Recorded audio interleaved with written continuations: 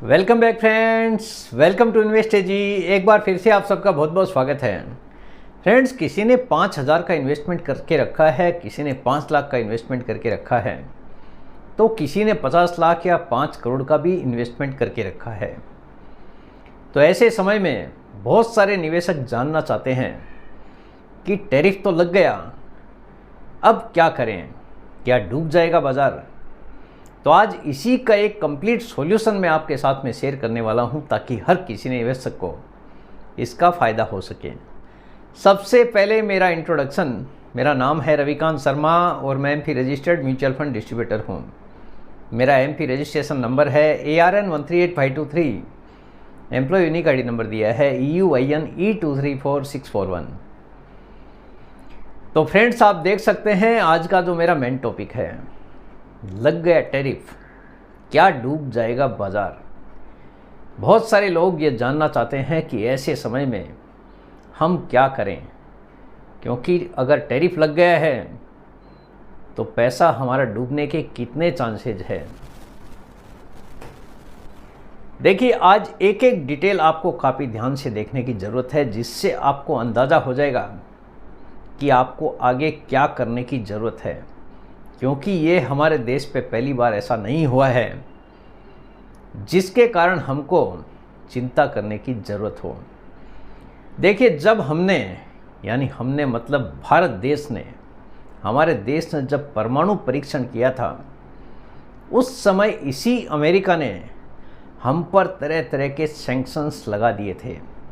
पहले से ही वार्निंग जारी कर दी थी कि अगर भारत ने परमाणु परीक्षण किया तो उसके साथ में ऐसा कर देंगे, वैसा कर देंगे, तरह तरह के सैंक्शन लगा देंगे, यानी हमारे देश में भूखमरी आ जाएगी, पूरी तरह से देश डूब जाएगा। इस तरह से कोशिश की गई थी। लेकिन आज आप देख सकते हो हम कहाँ पर हैं, यानी 2004-05 की करीब बात है। उस समय पर हमारे देश ने परमाणु परीक्षण किया था, यानी परमाणु बम का परीक्षण किया था। अमेरिका ने लाख कोशिश की थी कि भारत का ये परीक्षण नहीं हो पाए, लेकिन वो हमने करके दिखा दिया था, जिसके कारण अमेरिका नाराज़ हो गया। नाराज़ होने के कारण तरह तरह के सैंक्शंस हमारे देश पर लगा दिए थे।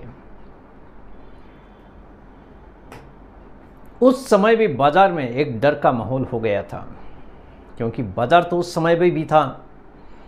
इसी डर के माहौल के कारण टेम्परेरी बाज़ार ने थोड़ी गिरावट दिखाई थी, जो कि अभी भी आप देख रहे हैं टेम्परेरी भारतीय बाज़ार में गिरावट दिख रही है।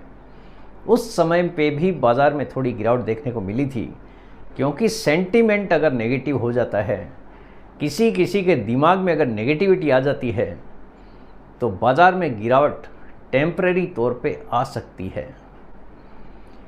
उस समय भी बाज़ार में डर का माहौल था, क्योंकि हमारी अर्थव्यवस्था का आकार भी छोटा था। उस समय से अगर आज हम कंपेयर करेंगे तो हमारी अर्थव्यवस्था उस समय कुछ भी नहीं थी, लेकिन उसके बावजूद भी हमने परमाणु बम का परीक्षण किया था, जो कि हमारी देश की सुरक्षा के लिए काफ़ी ज़्यादा ज़रूरी था। वो हमने कर लिया तो तरह तरह के सैंक्शंस हमारे देश पर लगा दिए गए थे। तो बाज़ार में एक डर का माहौल पैदा हो गया था, क्योंकि अर्थव्यवस्था भी छोटी थी, लेकिन उसके बावजूद भी सबको डर लग रहा था कि अब आगे क्या होगा। लेकिन नतीजा आपके सामने है। नतीजा क्या हुआ? ना हम झुके थे, ना हम रुके थे, यानी जो हमको करना था वो हमने किया।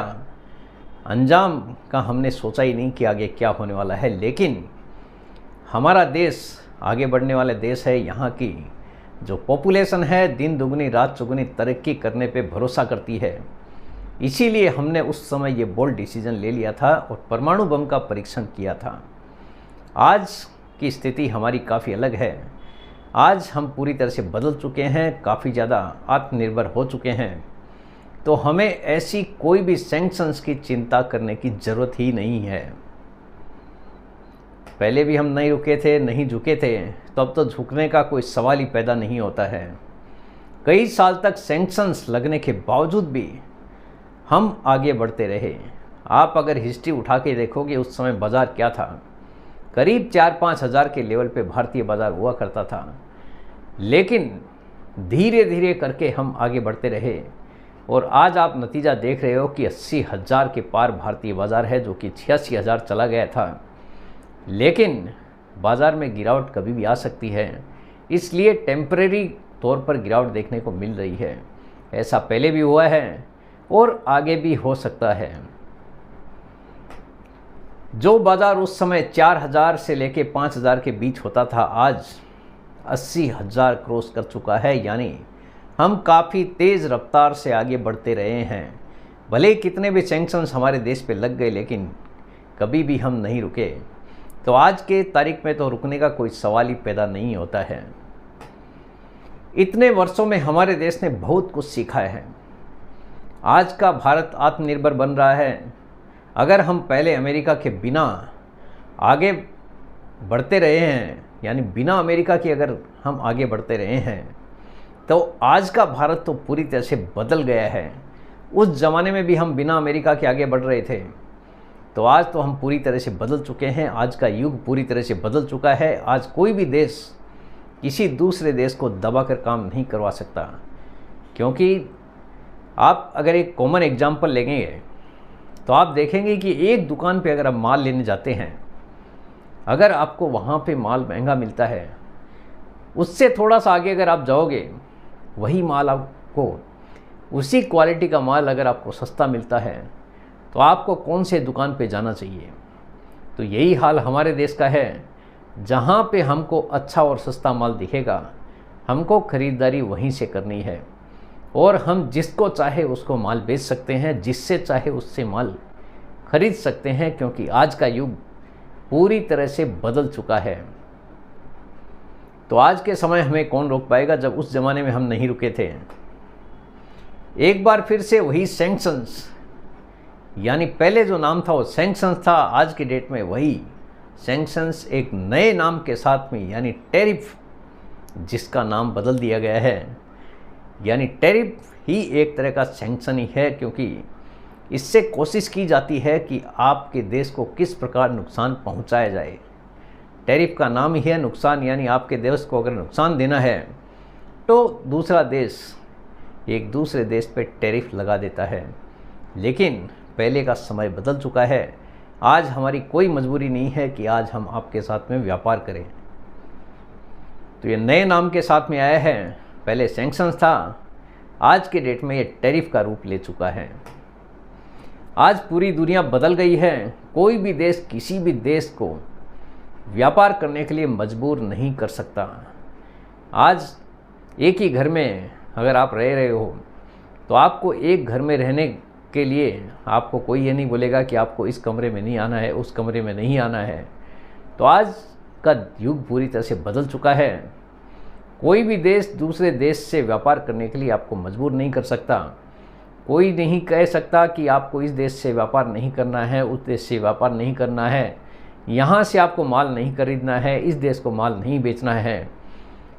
पहले भी हम नहीं झुके थे, तो आज तो झुकने का कोई सवाल ही पैदा नहीं होता। हम जैसे चाहे वैसे, जहाँ पे हमारे देश को फ़ायदा दिखेगा, हम उसी के साथ में व्यापार करना पसंद करेंगे, क्योंकि पहले भी हमने वही किया है और आगे भी हम वही करते रहेंगे। आज कोई भी देश जिससे चाहे उससे व्यापार कर सकता है। जिसको जिधर फ़ायदा लगे उधर अपना माल खरीद और बेच सकता है। हमको अगर किसी दुकान से माल खरीदना है और बेचना महंगा पड़ रहा है, तो हम उससे व्यापार बंद करके जहाँ फ़ायदा होगा उससे व्यापार करेंगे, क्योंकि कोई ज़रूरी नहीं है जहाँ पे हमको नुकसान हो उसके साथ में हमको व्यापार करना है। जिधर हमारा फ़ायदा होगा हम व्यापार उसी के साथ करना पसंद करेंगे। पहले भी टैरिफ लगाने के साथ ही टाटा ने अपने शिपमेंट्स रोक दिए थे। आपने न्यूज़ सुनी होगी कि टाटा ने अपने शिपमेंट्स रोक दिए हैं, क्योंकि टैरिफ का अनाउंसमेंट हो चुका था। आज भी वही दौर एक बार फिर से आया है, क्योंकि नुकसान करके व्यापार कोई भी करना पसंद नहीं करता है। यदि ये टैरिफ जारी रहते हैं तो कपड़ा क्षेत्र में अस्थायी नुकसान हो सकता है। हालांकि मुझे अब भी संदेह है कि ये जारी रह सकता है, क्योंकि आज के दिन आप देखोगे तो हमारा देश पूरी तरह से बदल चुका है। आज आप हमको दबाकर किसी भी प्रकार का व्यापार नहीं कर पाओगे। तो ये पहले जैसे टैरिफ हटाया गया था, एक बार फिर से मुझे उम्मीद है कि ये आपको हटता हुआ दिखाई देगा। पहले जैसे एक बार टैरिफ लगा दिया था लेकिन उसके बाद हटा दिया गया, 90 डेज़ का टाइम दे दिया गया, फिर 1 अगस्त से लगाने की बात थी, फिर वापस 7 अगस्त कर दिया गया है। आगे हम देखते हैं कि क्या होता है, लेकिन मैं एक बार फिर से आपको यही कहूँगा, ना हम झुके थे ना हम रुके थे, तो आज रुकने का कोई सवाल ही नहीं है, झुकने का भी कोई सवाल ही पैदा नहीं होता है। मुझे उम्मीद है कि हमारी कंपनियों ने भी दूसरे देश के साथ में बातचीत करना शुरू कर दिया होगा कि आपके साथ में व्यापार करना है, यानी जहाँ पे हमको फ़ायदा दिखेगा हम उसी के साथ व्यापार करना पसंद करेंगे। बाज़ार में सेंटीमेंट के परिवर्तन के कारण टेम्परेरी गिरावट आ सकती है। बहुत सारे निवेशक अभी जानना चाह रहे हैं कि इस समय आप क्या करना चाहिए आपको। बाज़ार में सेंटीमेंट्स के कारण देखिए टेम्परेरी गिरावट आ सकती है, जो कि लंबे समय के निवेशकों के लिए एक बेहतरीन मौका हो सकता है, क्योंकि गिरावट के समय अगर आप कोई भी खरीदारी करते हैं तो नीचे के भाव पर आपको माल मिल जाता है, जिसका लंबे समय बाद में बड़ा फ़ायदा देखने को मिल सकता है। ये कोई गारंटी नहीं है, क्योंकि म्यूचुअल फंड के अंदर इक्विटी मार्केट में किसी भी प्रकार का कोई गारंटेड रिटर्न होता नहीं है, रिटर्न बनता है बाज़ार के हिसाब से ही। तो आप जो भी निवेश करें काफ़ी सोच कर समझ कर आपको निवेश करने की ज़रूरत है। यानी कोई भी पैसा अगर आपको लगाना है तो पेशेंस वाला ही पैसा लगाना है। जिस पैसे की आपको ज़रूरत पड़ जाए वो पैसा आपको यहाँ पे बिल्कुल भी निवेश नहीं करना है। अभी देखिए निवेशकों को क्या करना है, तो गिरावट के डर से आपको बिल्कुल भी रिडीम नहीं करना है, क्योंकि बाज़ार में ऐसे दौर पहले भी आए हैं और आगे भी आते रहेंगे। तो जो भी निवेश करना है लंबे समय के लिए ही आपको निवेश करने की ज़रूरत है। Continue to invest with your SIP, यानी आपको SIP अगर आपने चालू की है तो उसको बिल्कुल भी बंद नहीं करना है, चालू रखिए। जितना ज़्यादा हो सके उतना लंबा उसको चलाने की कोशिश करें, क्योंकि अगर बड़ा पैसा बनाना है तो बड़ा पेशेंस और बड़ा टाइम होना ज़रूरी है। Try to increase your SIP बढ़ाने की कोशिश करें गिरावट के अंदर, ताकि आपको बड़ा फ़ायदा मिल सके। जिसके पास धैर्य कम है, सबसे बड़ा चीज़ यही है कि पेशेंस होना ज़रूरी है, बिना पेशेंस के पैसा बनता नहीं है। तो जिसके पास में धैर्य की कमी है उसके लिए ये बाज़ार बिल्कुल भी सही नहीं है, क्योंकि बाज़ार में उठापटक आज भी है और कल भी ही ऐसे ही बनी रह सकती है। तो ये बाज़ार ऐसे निवेशकों के लिए सही नहीं है जो डेली ट्रैक करते हैं, जो सोचते हैं कि मैं आज 2% बना लूँ, 5% बना लूँ, क्योंकि अगर बड़ा पैसा बनाना है तो बड़ा टाइम, बड़ा पेशेंस होना ज़रूरी है। बहुत सारे ऐसे निवेशक हैं, निवेश तो करने आते हैं लेकिन बाज़ार में गिरावट के डर से पूरा पैसा रिडीम करके अपना ही नुकसान कर बैठते हैं। तो आपको ऐसा गलती करने से पूरी तरह से बचने की ज़रूरत है, क्योंकि बाज़ार में ऐसा समय कभी भी आ सकता है। तो फ्रेंड्स, उम्मीद करता हूँ आपको आज का ये वीडियो पसंद आ गया होगा। वीडियो अगर पसंद आ गया, वीडियो को लाइक करना, शेयर करना बिल्कुल मत भूलिए। बेल आइकन पे ज़रूर क्लिक करके रखिए, चैनल को ज़रूर सब्सक्राइब कीजिए। जितने ज़्यादा लोगों के साथ में हो सके शेयर कीजिए, ताकि हर किसी को इसका बेनिफिट मिल सके। Thank you very much friends, thanks for watching this video.